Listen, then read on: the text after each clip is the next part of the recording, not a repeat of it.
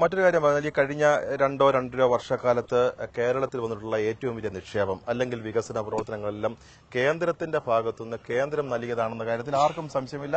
ഏത് നിഷ്പക്ഷമതിയും അത് സമ്മതിക്കുന്നില്ല. പക്ഷെ ഇതിന്റെ ഒരു യാഥാർത്ഥ്യം ജനങ്ങളെ എത്തിക്കാൻ ഇത് കേന്ദ്രത്തിന്റെ പദ്ധതികളാണ് എന്നുള്ളത് എത്തിക്കാൻ കോൺഗ്രസിന് സാധിച്ചിട്ടുണ്ടോ? അല്ലെങ്കിൽ ഈ ഗവൺമെന്റ് ഇതിനെക്കുറിച്ച് നടത്തുന്ന അവകാശവാദങ്ങളെ പറ്റി എന്ത് തോന്നുന്നു? കേന്ദ്ര ഗവൺമെന്റ് ചരിത്രത്തിൽ ഒരിക്കലും ഉണ്ടാകാത്ത സഹായങ്ങളാണ് കേരളത്തിൽ നൽകിയിട്ടുള്ളത്. അത് കേരളത്തിൽ നൽകുന്ന ഒരു ഔദാര്യമായിട്ടൊന്നും ഞാൻ കണക്കാക്കുന്നില്ല. കേരളത്തിന് ന്യായമായി ലഭിക്കേണ്ട അവകാശങ്ങളാണ്. പക്ഷേ പല കാരണങ്ങൾ കൊണ്ടും കഴിഞ്ഞ കാലഘട്ടങ്ങളിലൊന്നും അത് ലഭിച്ചിരുന്നില്ല. പക്ഷെ ഇന്ന് കേന്ദ്രത്തിലൊരു മലയാളി സാന്നിധ്യം എല്ലാ രംഗത്തുമുണ്ട്. 2 കേന്ദ്രമന്ത്രിമാർ, 3 കേന്ദ്രമന്ത്രിമാർ, ഒന്ന് ശ്രീ AK ആന്റണി, പ്രതിരോധ വകുപ്പ് വയലാർ രവി, അഹമ്മദ്.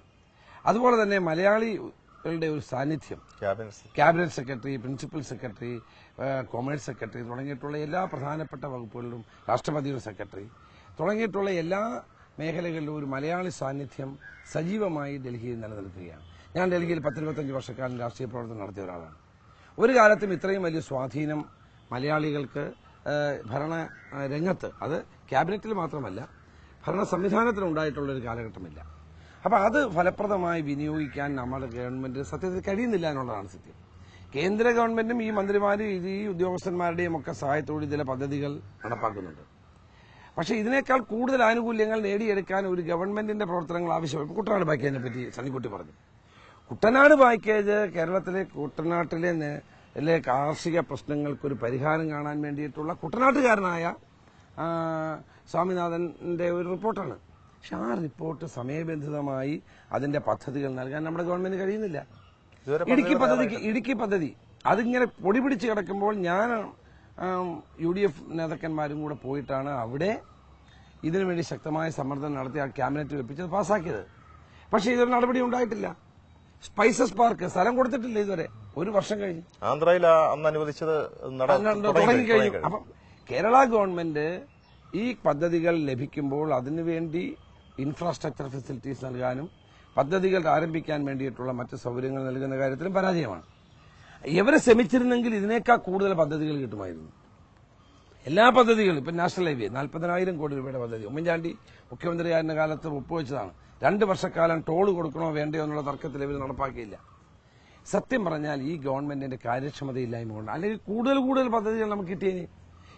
അവിടെ പോയി കാര്യങ്ങൾ അവതരിപ്പിക്കാനോ അത് പറഞ്ഞ് മനസ്സിലാക്കാനോ നമ്മളുടെ മന്ത്രിമാരും മറ്റു ഭരണ സംവിധാനവും വേണ്ടത്ര ചലിക്കുന്നില്ല എന്നുള്ള പരാതിയാണ് എനിക്കുള്ളത്. പിന്നെ ഞങ്ങൾ ഈ പരിപാടികളൊക്കെ പറയുന്നുണ്ട്.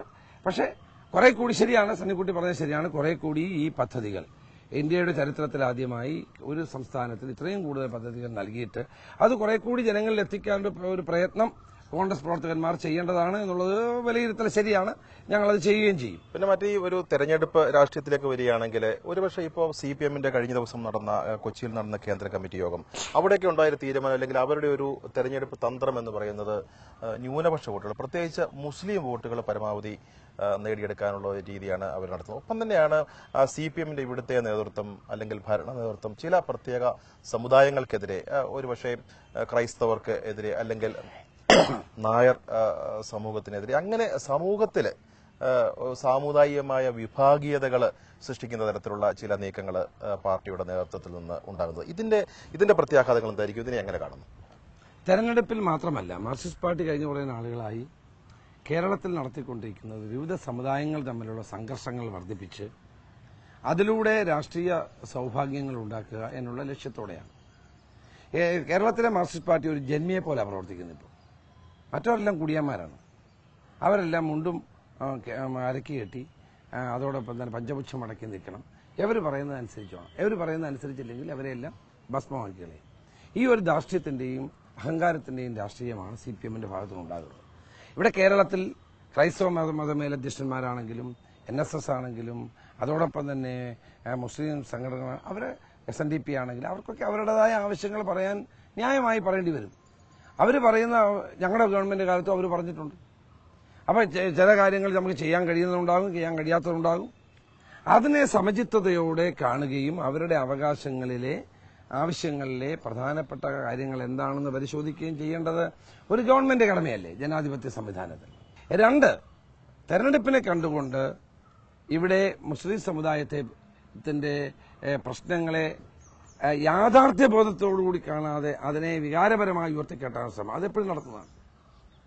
എപ്പോൾ ഒരു ജില്ലാ പഞ്ചായത്ത് ഇലക്ഷൻ വന്നപ്പോൾ സദ്ദാം ഹുസൈന്റെ കാര്യം പറഞ്ഞാൽ വോട്ട് പിടിച്ചത്. ഇപ്പൊ ഗാസയിലെ കാര്യം പറഞ്ഞു. ഗാസ എന്താണ്? പാലസ്തീനുമായിട്ട് എന്നും ഏറ്റവും നല്ല സൗഹൃദം പുലർത്തിയ രാജ്യം ഇന്ത്യയാണ്. ഏറ്റവും കൂടുതൽ സാമ്പത്തിക സഹായം ഏറ്റവും കൂടുതൽ സാമ്പത്തിക സഹായം ഈ പാവപ്പെട്ട അവിടെ ഈ യുദ്ധത്തിൽ ഇരയായ ആളുകൾക്ക് നൽകിയിട്ടുള്ള രാജ്യം ഇന്ത്യയാണ്. ചൈന വന്നില്ല. അവർക്ക് വസ്ത്രം, അവർക്ക് മരുന്ന്, അവർക്ക് പണം, അവർക്ക് മറ്റ് സഹായങ്ങളെല്ലാം കൊടുത്തിട്ടുള്ളത് നമ്മളാണ്.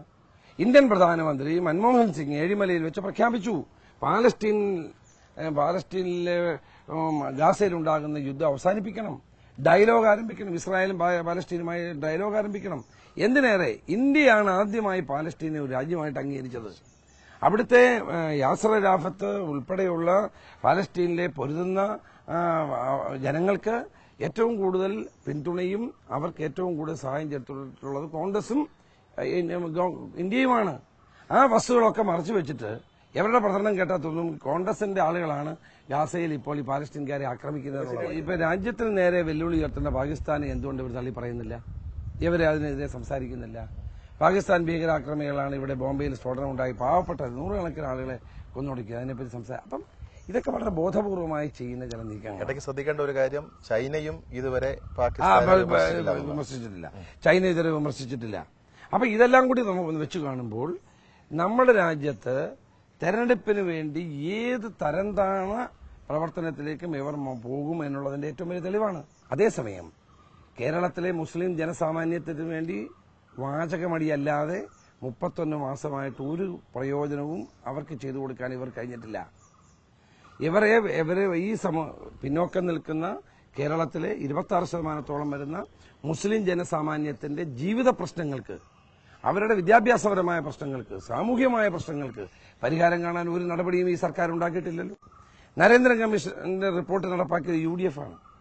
സച്ചാർ കമ്മിറ്റി റിപ്പോർട്ട് നടപ്പാക്കിയത് കേന്ദ്ര ഗവൺമെന്റാണ്. ആ ആനുകൂല്യങ്ങൾ പോലും ഈ പാവപ്പെട്ട ജനങ്ങൾക്ക് എത്തിക്കാനുള്ള ഒരു നടപടി ഈ ഗവൺമെന്റ് ഭാഗത്തുനിന്ന് ഉണ്ടായിട്ടുണ്ടെങ്കിൽ ഇവർ ഈ പറയുന്നതൊക്കെ ഞാൻ അംഗീകരിക്കാം.